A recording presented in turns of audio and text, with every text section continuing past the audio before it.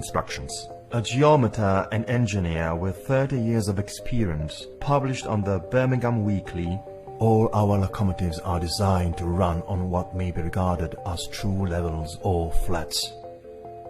Anything approaching to 8 inches in the mile, increasing as the square of the distance, could not be worked by any engine that was ever yet constructed."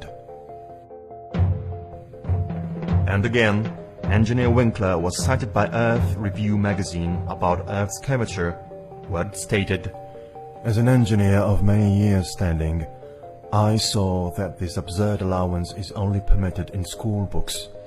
No engineer would dream of allowing anything of the kind. I have projected many miles of railways and many more of canals, and the allowance has not ever been thought of, much less allowed for. A small navigable canal for boats, say 30 miles long, will have by the above rule an allowance for curvature of 600 feet. Think of that, and then please credit engineers as not being quite such fools. Nothing of the sort is allowed. We no more think of allowing 600 feet for a line of 30 miles of railway or canal than of wasting our time trying to square the circle."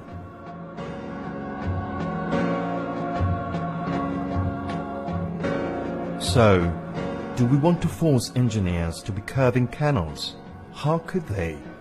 Can you imagine any basin of water curved? "Water doesn't curve," yells the boy with no more patience. "It doesn't act like that, but like this." So, at the least, in correspondence of oceans should exist huge sweeps of water on the same level.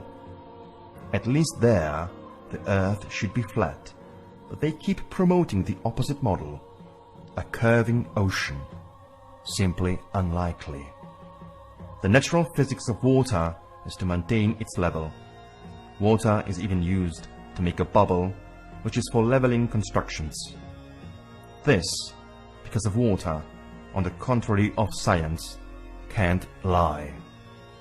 They tell us that its curvature is due to gravity, and all this gravity that can keep the stormy ocean squished can't keep a butterfly down from its light flight, because the law of gravity is just the theoretic instrument to justify the impossible roundness of the terrestrial surface and hide the true physiognomy of the universe.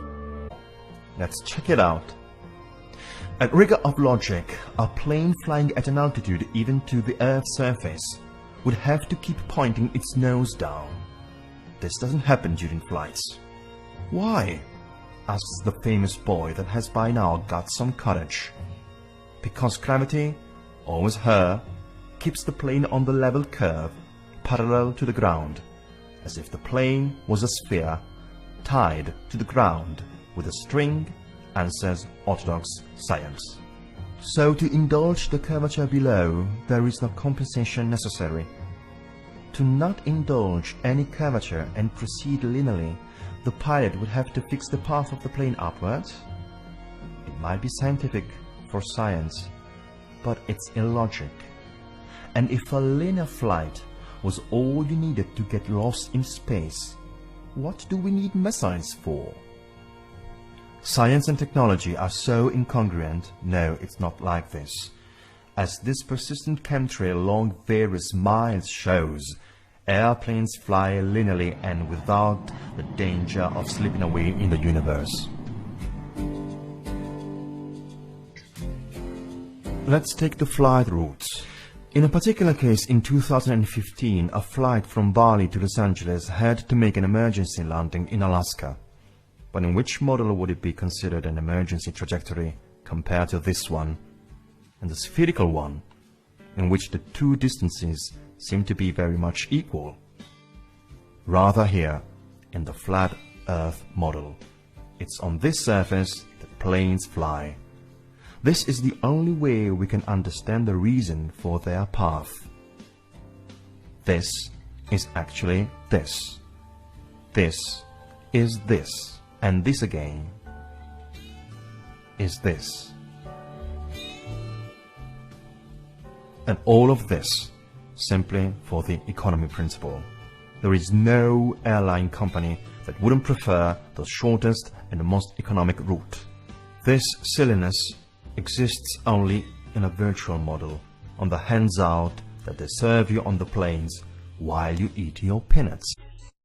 The Isle of Wight Lighthouse in England is 180 feet high and can be seen up to 42 miles away, a distance at which modern astronomers say the light should fall 996 feet below the line of sight. Why can you still see it? Another one worth mentioning that people be familiar with is the Statue of Liberty. It stands 326 feet above sea level, and on a clear day can be seen as far as 60 miles away. Now, if the Earth was a globe at the dimensions that they give us, that would put Lady Liberty at an impossible 2,074 feet below the horizon. Eat your peanuts.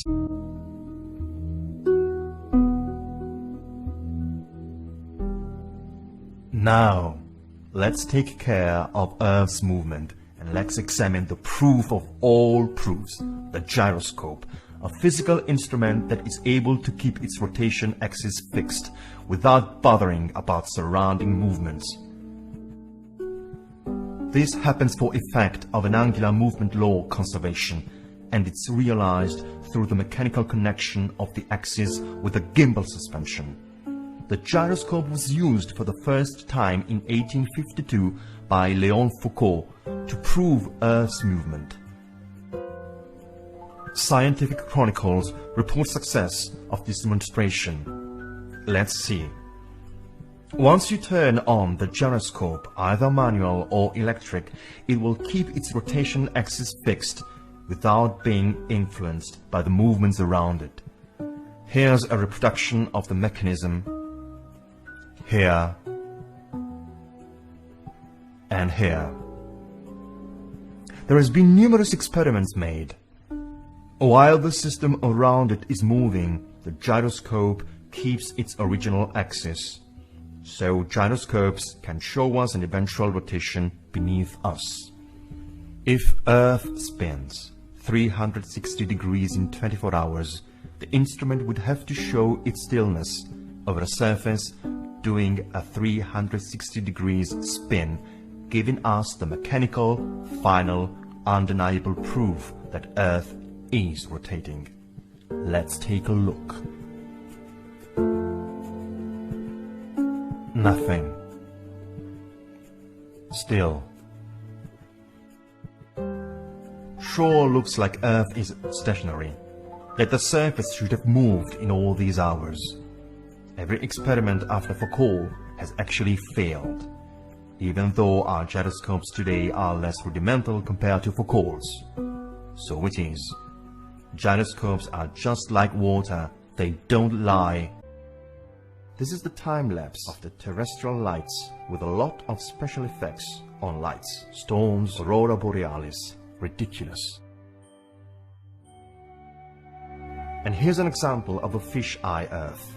So, it's all artifact. What about satellites and GPS? This is absolutely bullshit. We now have satellite phones.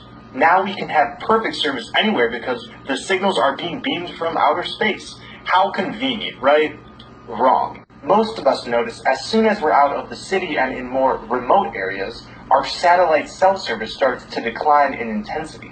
It's almost as if our phones are getting their signals from ground technology that is conglomerated in heavily populated areas. We also see problems with GPS in remote areas, supposedly a technology that also uses satellites. Long-range navigation was developed during World War II.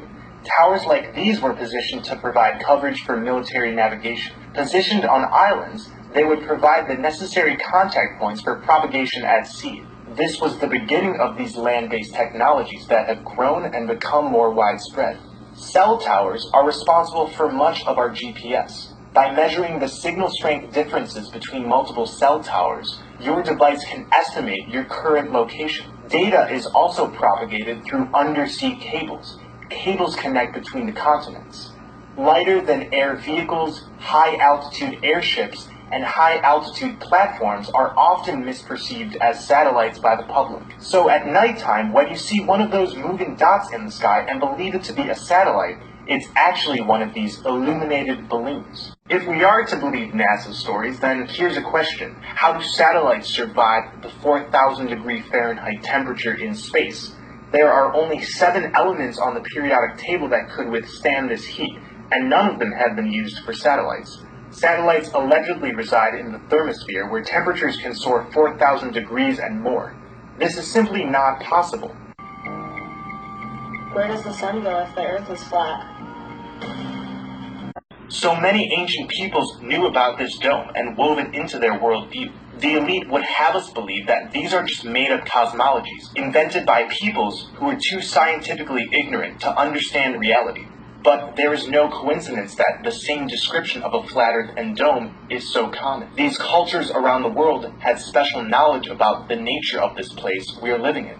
The dome is connected to catastrophes that have been recorded throughout the ages. What modern society calls myths and legends are in fact ancient history. The reality of the dome and cyclical destruction is hidden in plain sight.